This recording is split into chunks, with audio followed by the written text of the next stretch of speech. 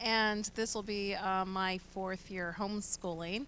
My older son, Jaden, who is 11 years old, and I have a second son who is 7, almost 8, and he will be in second grade this year.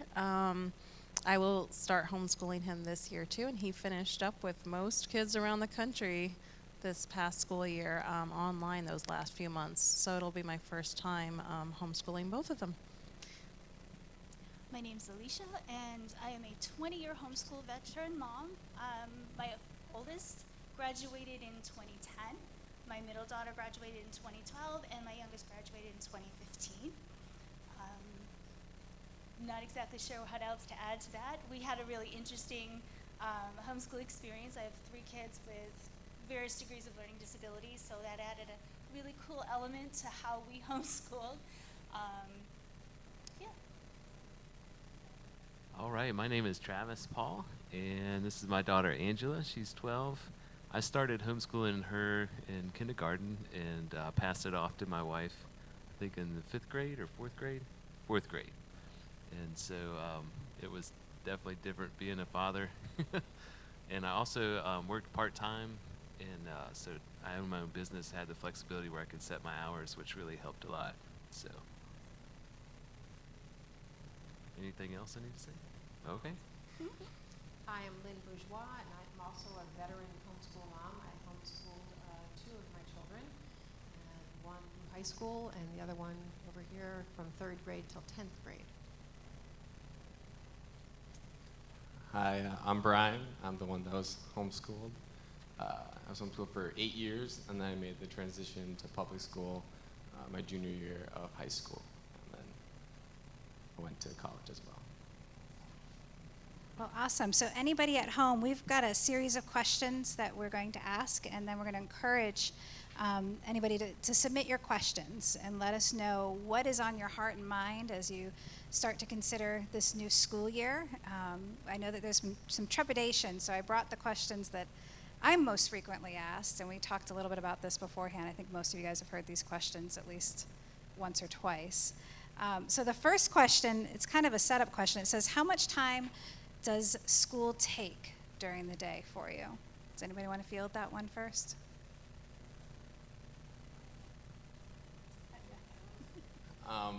For me personally, I was pretty organized and motivated, self-motivated, so I kind of planned my own day out. I did have my mom help me with specific things, but it took a lot less time than public school. You know, there's a lot of variables in public school, dealing with so many children, different levels of learning. You know, some people get it, some people don't. Whereas if you just have one person focusing on their schoolwork, you know, you can get done in a lot quicker amount of time. So I would say it took me less time than public school. Yeah, usually I would start a little later, maybe like 9. Maybe do a little school, maybe go outside. You know, I took advantage of the opportunity, and that's a big thing. Is, you know, when you're homeschooling, you can do things like go play with your friends, and then come back and do school.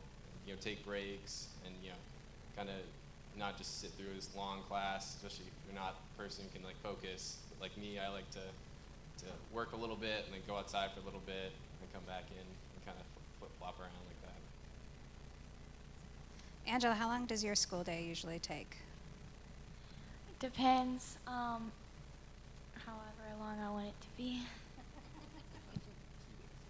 Yeah, sometimes I do 2 days in one, like if it's just if I want to do 2 and I don't have anything else for the day. So it usually takes, I usually start at 8:30, and depends the day. If I have anything in the morning, then I stop and do that and then come back. But I usually end before lunch. Now, Alicia, you had 3 at home that you were teaching at once. So what did your schedule look like? How long did it take you to teach all 3? Well, when they were younger, it helps to double them up. So I would teach one lesson that would kind of hit the middle, and then they would go off on their own, and one would do more work for her level than the youngest I would work with at his level. So it really saves a lot of time if you can teach one solid lesson and then break it up to wherever it is that your child is at that grade level. And it also helps too if they can be somewhat independent. That way you can work with whichever student happens to be struggling at the time, and you can let the other students be somewhat independent. That was the biggest lifesaver for me. And then when the oldest hit middle school, she was ready to be totally self-driven. So I would just give her her schedule and she would go do her thing, and I could focus on my younger two that still needed a lot of structure. So that really helps. And then when the next one came up to be independent, it allowed me to focus on my son, who needed a lot more support and a lot more help. What about you guys? What does a day look like for you this past year when you had just one? So I really enjoyed spending time with Jaden, and I would say that's a total plus to homeschool. It's just the one-on-one attention if you only have one. So this coming year will be a little bit different with Sean. But I would say we would spend about 2.5 hours of me teaching him. And then maybe another 1.5 hours would be either his own independent work, finishing up a math worksheet, or putting in a science video or a history video for him to watch. And I was able to break up, of course, the 2.5 hours over the course of the day. So the other question that kind of goes hand in hand in this, and this is kind of interesting for a lot of us, is we have 5 different family types up here. We have the very structured and the very loose. We have the independent learners and the not so independent learners. So can you guys give a couple of examples of what your schedules looked like or look like to help? I think that's one of the main questions I get. How do I schedule a day? How do I do all of the things that need to get done in a day?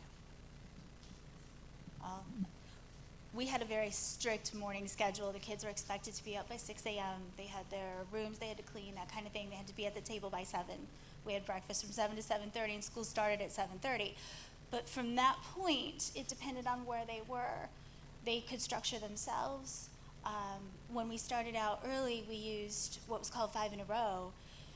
So we'd just snuggle up together with a book, we'd read a book, we'd answer questions, we'd have a really relaxed day, and however long the kids wanted it to go at that point was however long we went. But we always made sure to have that structure getting to the table, because that set the tone for the day. If they were not feeling good, or they didn't want to get out of bed, or they were having a rough morning that morning, it was a typical Monday, you could see it through the rest of the school day. But if that first couple of hours in the morning flowed well, our school day would flow very well. Lynn? I'm the antithesis of that. Okay. For the night owls out there, or people who work day shift and have to do this at night or want to do this at night, I think it was more like 10-ish. And we were not structured. We were about what was on our day, what needed to get done. We had co-op that we were going to, and that was the priority. That was actually earlier than we needed to get ready. But there was a lot of, we used PACES, so that was a lot of self-taught, so it was being able to let them kind of do their own thing, but it was more like 10 for me. So it's not a set time that you need to homeschool it. If you need to do it at night when they would normally be doing homework, you could get school done, because as you're hearing, it's about 2.5 hours.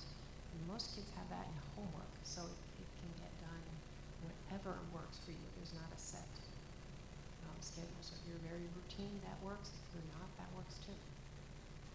Erin, did you answer this question already?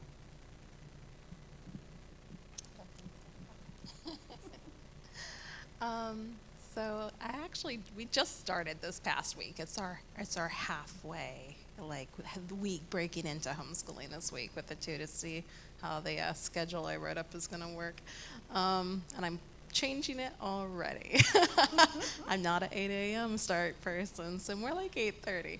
But we're spending the first hour together doing Bible, timeline memory work, spelling, and then a break. And then each child has their own language arts and math program, so that needs to be worked individually with each child.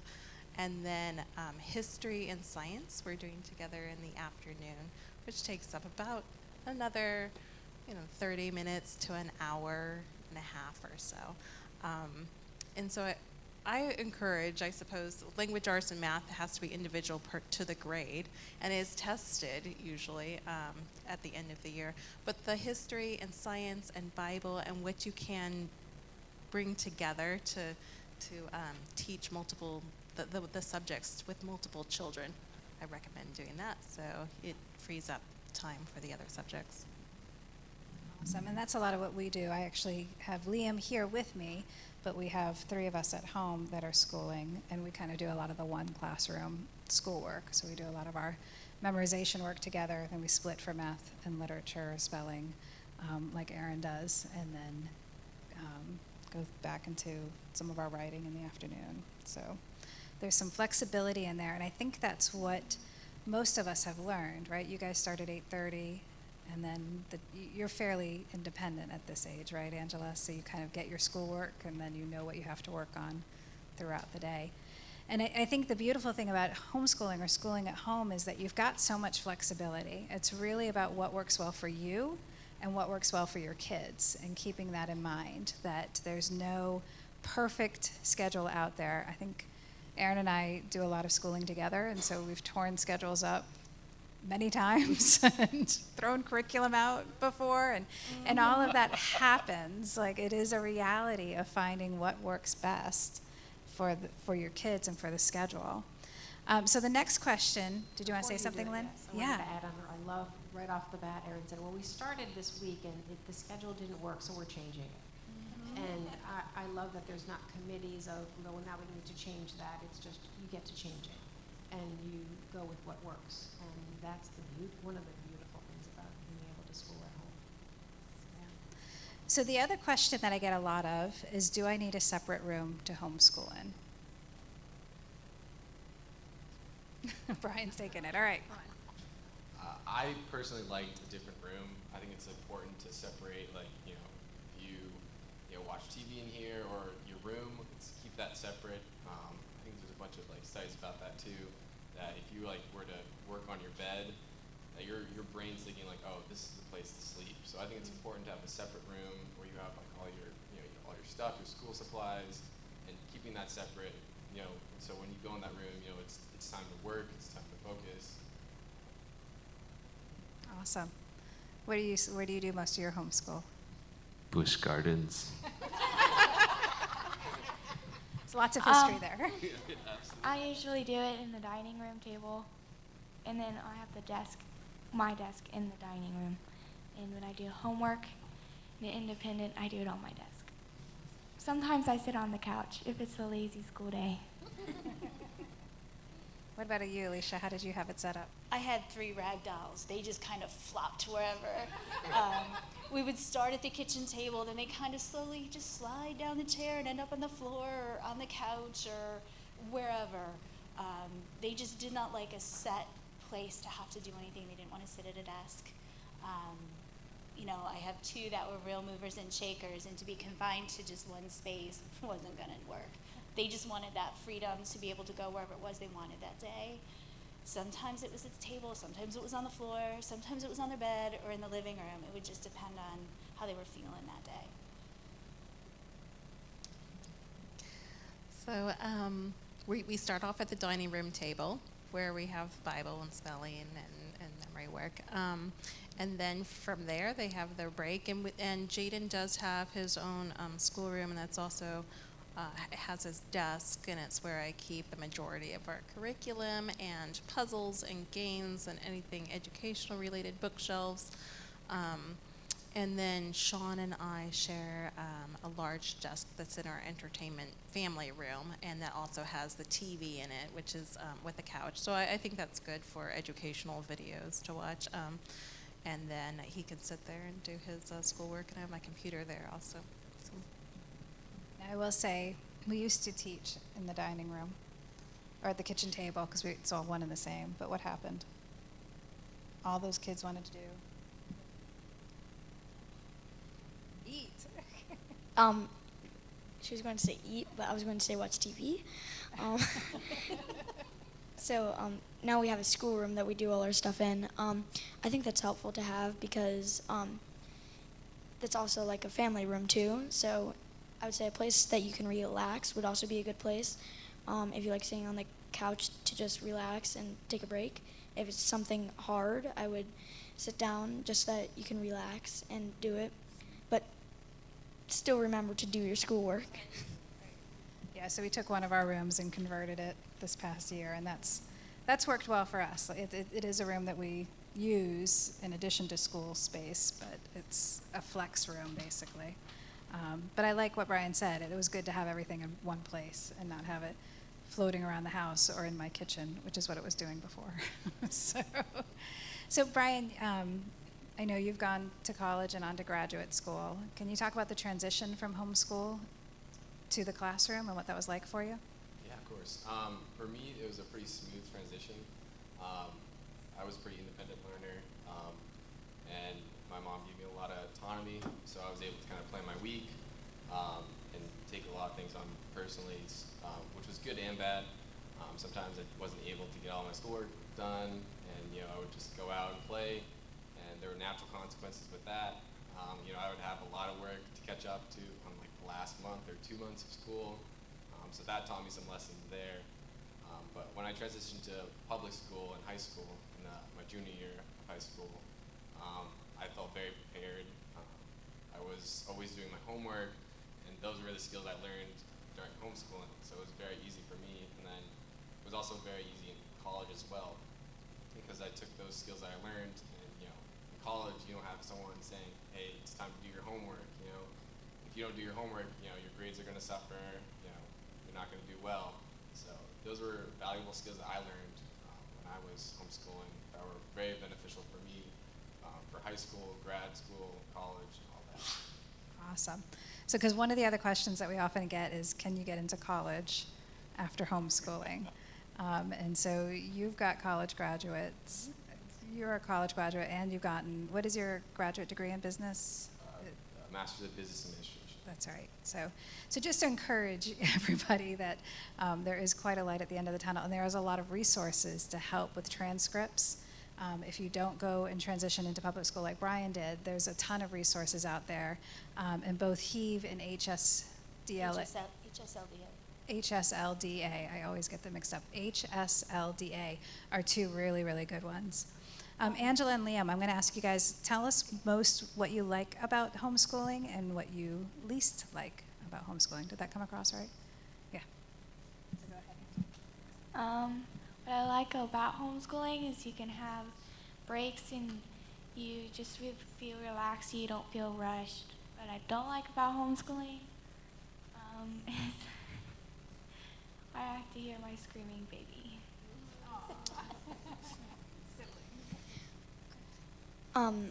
Mine is I like to have breaks. Like once you're done one subject, you're not in real school. You're rushed to get to the next subject right away. But with homeschooling, you can take a 15-minute break, relax, and then get to the next subject, which is what I do like about it. And then what I don't like about it is it's good to get it done early. If you're not getting it done early, we've had sometimes that I've had to be doing it at 9 o'clock, and that can be annoying. So do it early. Hey, it's got to get done. That's right. Travis, you said you were working when you were teaching. Can you help address that question? Because I think right now we have a lot of, and did you work, Lynn, while you were homeschooling at the time? Yeah. If you guys can just talk a little bit about that, because I know a lot of families are going to have to work this year while they're doing virtual school, and just talk about how you find some balance in that. Yes, when I worked, it was very helpful to have friends that could watch and they were on the same page as far as using the same curriculum or co-op that could help Angela get through the school. And so what I found was really helpful because I would have different times of appointments that I have to do school at different times of the day. It's real important to prepare her for that and tell her this is, so she could plan and it's not all of it. I found if it was all of a sudden that created some friction. So, but just having a job or a business that gives you that flexibility, you can choose your schedule, was really helpful. And so when I took on a new employment opportunity, I looked for that. I was like, is this something that I can have control of my schedule so that I can do, because homeschooling to me was the most important thing, and I work around that. And when we switch roles, now it's the opposite, where that comes second. But I just love the flexibility of, and we experimented with a lot of different curriculums to find there were ones where I was doing all of the work, all the grading, all the preparation, and then we've moved more to one that's all video and it's graded by an independent person, and so it's very hands-off. And so different stages of life, you can use that flexibility to your advantage in homeschooling. That's awesome. Any tips, Lynn, from you? I think the key that Travis said is really relying on having other people help you out when you needed to have someone watch your kids, other homeschoolers. Having the co-op was absolutely key, and probably one of the number one questions is about socialization. So That's my next question. See that aspect of being able to be appropriately socialized with other kids, get used to a classroom setting. If kids had not gone to school, if they were like homeschooled their entire lives, what does that look like to sit in a classroom type that you don't just get up and go and have a snack, that those kinds of things. So I love the flexibility of being able to work part-time, because my kids had very independent paces. They could bring them with them. So if I had a job where there was a homeschool family, they understood they could be in the other room doing things while I was actually working. So it's incredibly flexible, which was really nice. Awesome. So let's go on to that socialization question, which kind of makes a lot of us laugh. Are your kids socialized? I think with homeschool kids, there's no problem with socialization, maybe too much socializing. There's actually an abundance of resources, I think, in the Williamsburg area, which I found to be wonderful. There's actually several different co-ops to pick and choose from. There's Classical Conversations, which has its own curriculum. There's the Williamsburg Classical Academy for choosing different classes. Homeschoolers for Christ out at the Williamsburg Community Chapel, where they do Bible study and put on, I think, a play or two, a talent show. There's others that are online. I think a Play and Learn, and but there's several options here, and there's I think last school year there was a 500 student count for homeschoolers, so I'm sure that will increase as a result of the virus. But I'm just saying there are many families, even just a couple families together going out on field trips is something wonderful and fun to do. There's also a lot of online resources, and I know you mentioned HSLDA, which is the National Homeschoolers Association, but here in Virginia we have HEAV, spelled H-E-A-V, and their website is a plethora of resources and information on the law, on how to turn in the notice of intent to homeschool, what's required, and the deadlines, and talks about testing, but the different types of, I think, statutes for homeschooling. So. Do you have anything to add on socialization? It always made Year me 3? laugh because I'm like, you're asking me the wrong question. Are my kids ever educated? Because we were never at home. We had co-ops. There was a lot of things. We homeschooled in Pennsylvania, not here in Virginia, but we had a lot of community things that were open up for the kids. They had swimming, they had gymnastics. We had art classes, we had co-op. Then I was part of a special needs homeschool support group, and we got together with other special needs families just on our own, and we did fun things with the kids. We were always going and doing. We were rarely ever home. So socialization was never a problem. I guess the question is, did you have friends? I like to think so. Yeah, I think Alicia touched on a lot of important things. Sports was really great. I really liked that. It got a lot of my energy out. I love being active. The co-op was also an amazing experience. It was really something to take advantage of because we had a lot of unique classes that were probably never taught in high school, like sewing, chess, cooking, science, really cool science classes. So it's definitely something you can take advantage of, but that's something I really enjoyed. But yeah, a lot of people, there's a idea that we don't socialize, and we definitely do. It just might be in some, different ways than most people. So, Liam, what are some of your fun things to do to meet other friends and get out? Well, I like co-op. Co-op is fun. We do CC here in town, now meeting here, which is a lot of fun. I have some friends there. I got some neighborhood friends. I have my best friend, Jaden. I have a lot of friends. I do American Ninja Warrior. There's a place in town where I can do that. I don't know many people there because I've been switching between classes. But yeah, I have a lot of friends. What about you, Angela? What are some of the ways that you get out and do things during the week? Well, I do a lot of instruments, and so I have a lot of music lessons. But I really like HFC, which is Homeschoolers for Christ.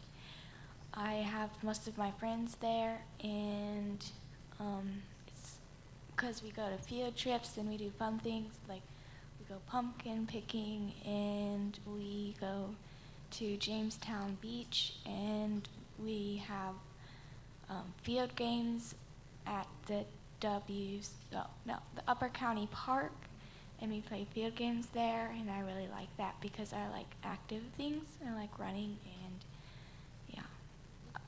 So I think for locally, the groups that we've talked about are Homeschoolers for Christ. They're based out of the chapel. I just want to recap them really quick. The Williamsburg Classical Academy, which is williamsburgclassicalacademy.org, and then Classical Conversations. Those are the three. Yes, there's 2 classical conversation groups in town, but those are the 3 main groups that I think that we're most familiar with. Are there any others that you guys have done? I'm just trying to think of what else is out there. I will also say williamsburgfamilies.com has a whole homeschool page. And so they tell of a lot of free things happening on, of course, Colonial Williamsburg always has something for homeschoolers happening. There's always special events happening that homeschoolers can go to. And so I encourage you to check that out as well. So how has homeschooling impacted you guys the most? Well, just speaking, okay, go ahead. It brought me closer to Jesus. I just kind of wanted to share as somebody with adult children is that we're still really close. All 3 of my kids live in the same community. They did that intentionally. They're really good friends. They're friends with each other's spouses. It really brought our family closer together. And being a military family, that was also really key because Dad wasn't in the house a whole lot. So it gave them a chance to be with him when he could be home. And it just really strengthened us as a core group, as a family.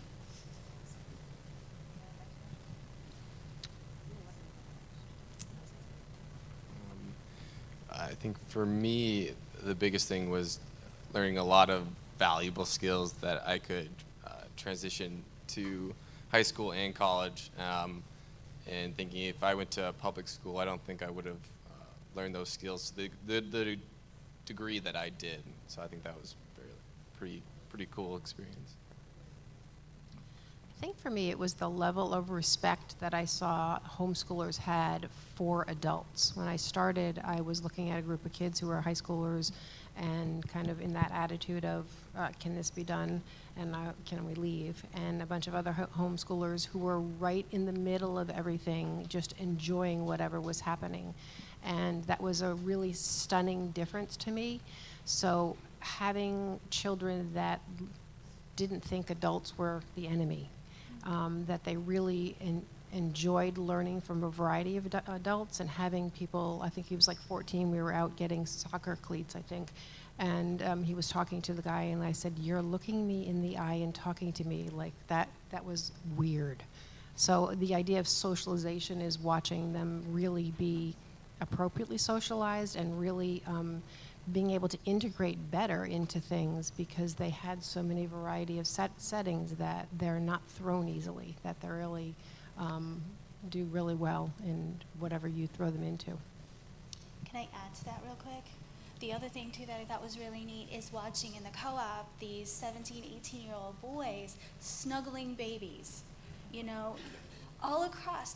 They could get along with any age group. They didn't limit themselves to just one age group, and they could relate to any age group. And now that I've got 3 kids in the workforce, that's been really key because they can handle, you know, getting along with older people, people their own age, people younger. A couple of my kids have been mistaken in their age because they're a lot younger than a lot of people think they are, because they're able to get along with a wide variety of age groups. How it's impacted me was, I think this will impact a lot of people who were especially doing school. You stay at home a lot more because sometimes you get bored at home, and yeah. So how has that impacted you? What's the impact? Is that good or bad? It's good because I like being at home. It's fun to have neighborhood friends around too. So that you never stop doing stuff because homeschooling can be short sometimes. But yeah. So, Jaden, my oldest, went to school for 3 or 4 years before I decided to homeschool him. He went to preschool, kindergarten, and first grade. And then I decided on the spur of the moment, I think right before the deadline, I should homeschool him. So I had originally planned to, and then my husband was deployed, and so I put him in school. And I think there was a lot I tried to push on him as a first child: music lessons and karate, and then he was in school from 9 to 4. So I felt like I got him at the worst, and he was cranky by the end of the day. So I've really enjoyed taking him out of school and just spending the time with him, and I found that the extracurricular activities, sports, music, co-ops, they can be juggled during the day, and so that when my husband is home at night, when he's not traveling, we can spend family time together. And also, I think with my husband having been in the military and gone quite a bit, I feel it gives the children stability to have me home, that there's continuity in our day, and them knowing that I will be there for them. And I think that it's not the quality time. People talk a lot about having quality time with your children, but so much is unplanned. And so it's really the quantity, I think, in spending time with your children, being there for them. Just add to one of the biggest things I saw, because my daughter went through 4th grade and then came out, and my son went through 3rd, is the joy of learning came back. I had found that they just kind of were bored with what was going on in school and were like, ugh. And being able to homeschool them and really find the things that they loved, I just saw this amazing joy return about just being able to go outside and find bugs and then go, because I like science, and find out what is that, and just really that excitement that I loved seeing come back. And I'll tag on to that too. I think the fun part has been getting to know my children better. I know them so much better than I did when I was working full time and they were in school, and it was a sacrifice to have to take that pay cut to not work anymore, but it's been worth it. Like, there's so much I've learned about each one of them. And I think one of the things you just said, Lynn, is really key. Give yourself the flexibility to explore the things they love. You know, if they're into art, take an art class with them. If they're into STEAM, oh gosh, learning to code. We're learning to code right now. Who knows what I'm gonna do? Yeah, seriously. I have to learn with you, my friend. So it's fun getting to know your kids on a different level than we're normally able to. So that's great. So one of the other questions that I typically get is, what do I need to know or have in order to be a homeschool parent? And so according to Virginia, you need to have a high school diploma in order to homeschool your children. So that is for the state. As long as you have a high school diploma and you can show a copy of that with your letter of intent, you're good. Testing at the end of the year can be done through standardized testing, or you can have somebody who has a degree in teaching do an assessment on your children. So those are the only legality requirements. What else would you guys say people need in order to be a homeschool parent outside of the legal realm? I was going to say, you can read. Because if you could read, you can basically help teach someone else to do something. It really is not as difficult as people think. And the aspects of, like, I liked science and math, and whereas other things like writing was not my forte, but you always found someone else to be able to help.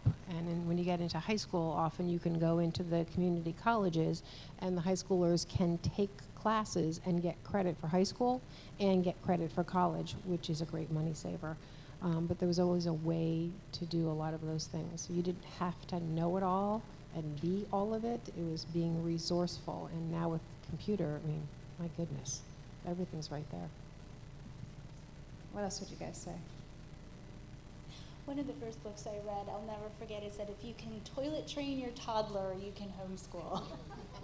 And it's so true, because that, I think, of all of the things I had to teach my kids, that was the hardest thing.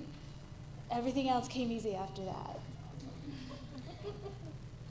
So what would you guys say? What kind of skills do you need, or what do you need to? So Erin's she's gonna push her. I actually introduced you to this, just for the record. You did.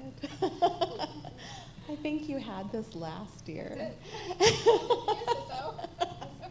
But this is a planner, and if you want to homeschool and you have more than one child, I recommend it. A planner.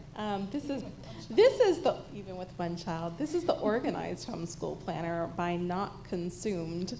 And Kim Sorgus is the author, and I just love her website. She has a lot of resources, free digital resources, and she sells Bible studies, and she sells some curriculum, but she sells a great planner and a 5-day homeschool boot camp to go with it. So she does have a lot of ideas for curriculum.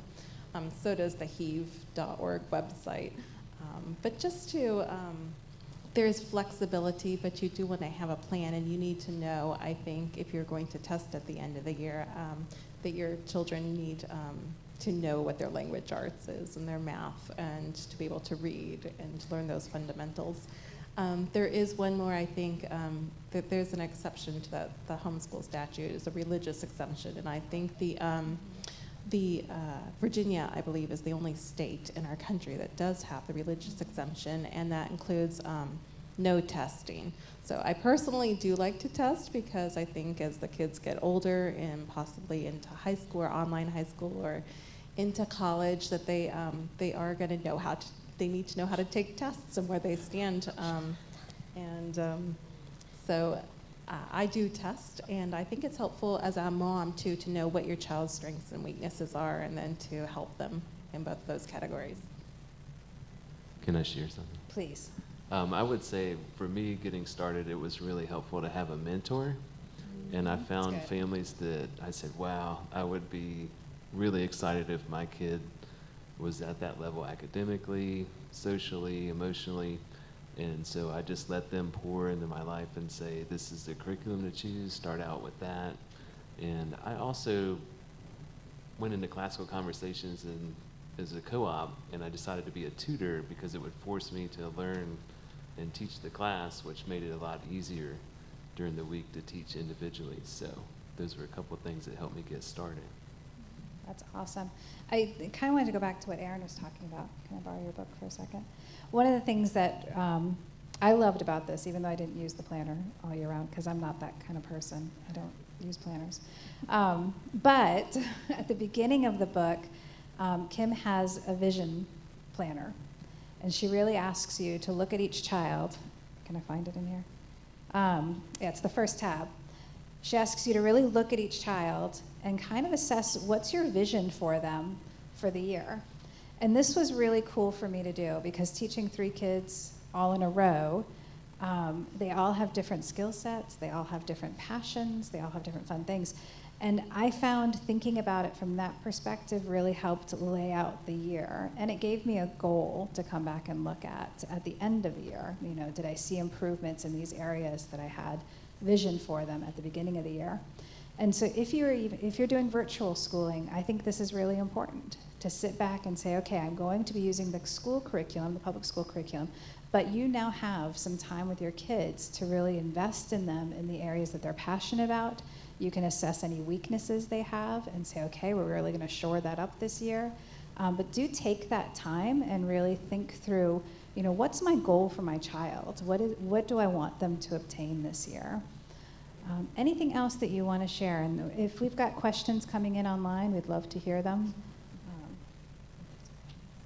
And I think the end goal as a parent, our forward goal, is that we want our children to know the Lord, to have a deeper relationship with Him, and that we can be a conduit that the Lord has put into their lives to bless them and to fill them with His joy by being a model and example to Him. So I think it's really important for parents to take time in the Word and to even get think of a scripture that might be beneficial to your homeschool atmosphere, to really go before the Lord in prayer before you even make the decision, and to ask God what He wants for you and your family, since every family and every child is different in their circumstances and their jobs and their lives and what's needed for each child as well. So I just wanted to share this one verse, and my husband and I actually found this and wrote it down in our homeschool planner together. And it's 2 Timothy 4:2. This is our verse for the year. And it says, "Preach the word, be ready in season and out of season. Convince, rebuke, exhort with all long-suffering and teaching." And so I think that's really just what we want, is to preach God's word to our children and have Him be the ultimate goal, focus in their lives. Because when all is said and done, education, of course, is important, but our eternity is forever, and we want Him to be the Lord of their lives. Thanks, Erin. That's good. Is there anything else that you guys would want to share? Anything else you can think of, or do you have any questions?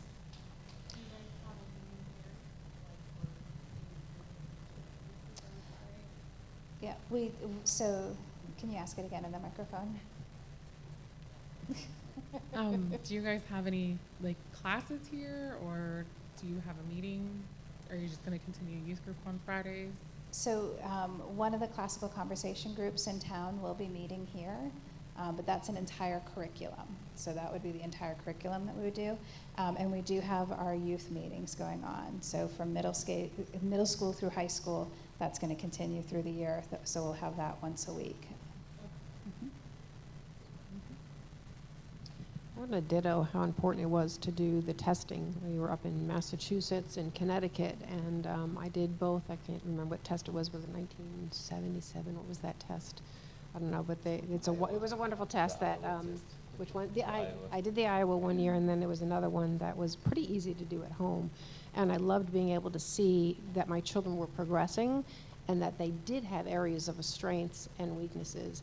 And that was one of the things that I loved about homeschooling, is it was okay if they were in a different grade in different subjects, and that as long as we saw progress going, I didn't really worry about my daughter not liking math at all, whereas my son and I would race doing algebra problems on whiteboards. So having that variety and difference, and knowing that they were unique, it was okay. And that freedom to not be rushing them through a subject that they really struggle with, or that they love and they're ahead in, having to have them behind and being bored in a subject because they're in whatever grade they were in. So that the freedom to really have them go at their own pace, I think really brought out more in them, which I really loved. If I can add too, we did the religious exemption when we moved here from Pennsylvania, and my middle and my younger kiddos have learning disabilities, and my middle one has what's called central auditory processing disorder.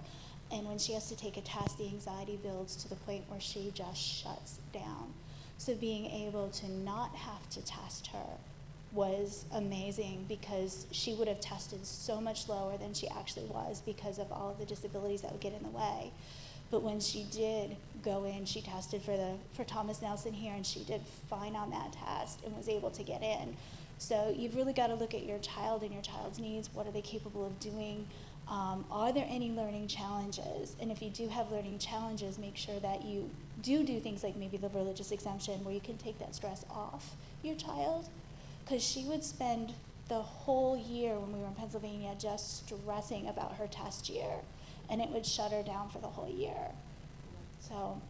No, that's great. I can ditto that. My daughter had really horrible test anxiety, so being able to do the home testing and being able to adapt some of the times that as she got older, she got more and more used to being able to take a test and not quite have that same panic. So any tips for the first day of school? Have fun. There you go. That's what I was looking for. Relax. Relax, I like that, yeah. Any other tips? What do you guys do? Do you guys do anything fun? We do try to have like a first day of school party. Go on field trips. Go on field trips, yeah. Seriously. Cookies. Baking is science. Yes, baking is science And math. And then you can write about it later. Exactly. Relax the first week. Relax the first week, that would be your whole school year. No, but we do say, like, try and kick your school year off with a lot of fun. Have a really good time. Play games, play a lot of games. There's a ton of games out there that are educational, and just have fun with them. Don't be so rigid that you can't just laugh and get through the day. The stuff will get done, I do find. At the end of the year, all the schoolwork is done. They do move on and progress to the next grade level. What do you want to say, Lynn? When they first started, I had a journal, and I had one who loved to write and one who said, "Is 3 sentences a paragraph?" I'm like, at least 3. But I would start off, because I didn't have a curriculum right at first, and I had a journal that I would just ask them a question in the morning, and they would answer. His were very short, not his sister's, so they were very different right off the bat. But that was very helpful to just kind of get to know your child and ask them questions and having them to write it, so you're not trying to remember it later. That was helpful. Awesome, awesome. Do we have any other questions? Yes, the other aspect was when they get older, if you don't finish, the beauty of homeschooling is they're not done until they're done. So when Brian said, well, I didn't do things till the end of the year, I'm like, well, you're done when you finish this curriculum. There wasn't well, you finished 2nd grade and we're just pushing you along. It was, we're going to pick up where you left off. Or if there were aspects of a math test that he or she were low in, I could just go back over that and take a test and realize, oh, he's low in just some multiplication. I don't have to go through the whole thing. It was just shoring up that one area that they needed, which was very helpful. Awesome. What other questions do we have out there? Just one. First of all, thank you for all the great information that you've shared tonight, and the tips and advice that you've given. If I'm not sure how to start, I guess I want to do homeschooling, but I'm not sure where to go or how to begin. Can you give me any tips or maybe some steps so that I can get started? Should I contact one of the groups that you've mentioned or do some further research? Well, I think the first part we would suggest is to pray about it. Really make sure you've got the Lord's leading on it. The second part is kind of tied into what Travis and Aaron talked about earlier. There are a lot of mentors. You've got several here on the stage that are more than happy to kind of sit down and share what we've done. Not Consumed does have a homeschool boot camp, so notconsumed.org. Notconsumed.org is a great resource because she just really helps walk through some different options and different styles of curriculum that are out there. So that's where I would start with that. I'd say, talk to one of us afterwards, or you can reach out to us at relevantva.com, and we'll be happy to kind of match you up with somebody, or visit notconsumed.org and start there, because depending on where you're located, it can be different. Just one more thing to add to that is August 15th is the deadline for filing the notice of intent in Virginia.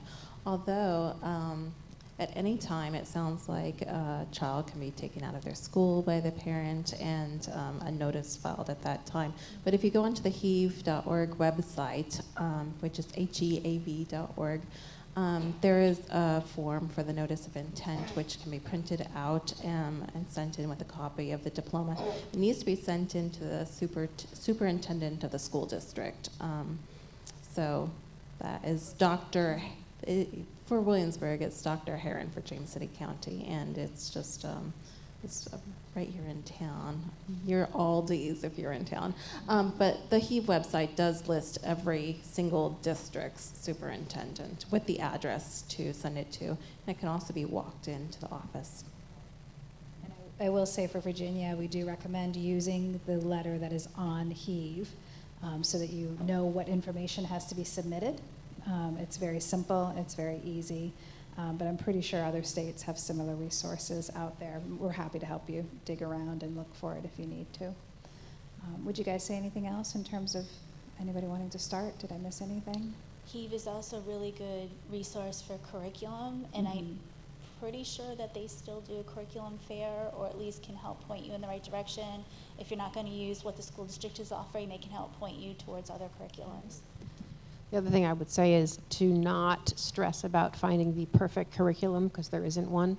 And whatever you start with, just go with that, and you can, as you've heard a few in here, it's like, we've thrown out that curriculum, that didn't work, and pick up something else.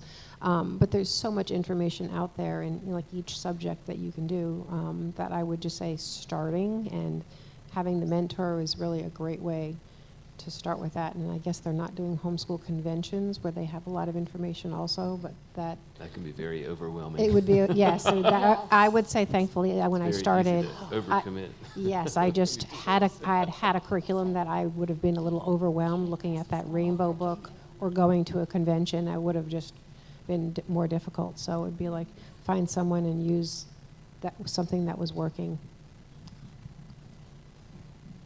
Let me just add one thing to this. HEAV does have a convention every year, which was canceled in June and then pushed back, but canceled again due to the virus. So I just received a magazine and the email, and they're having a virtual camp here in about 2 weeks. So if you go onto the website, they do usually offer classes on how to begin homeschooling as well as choosing curriculum.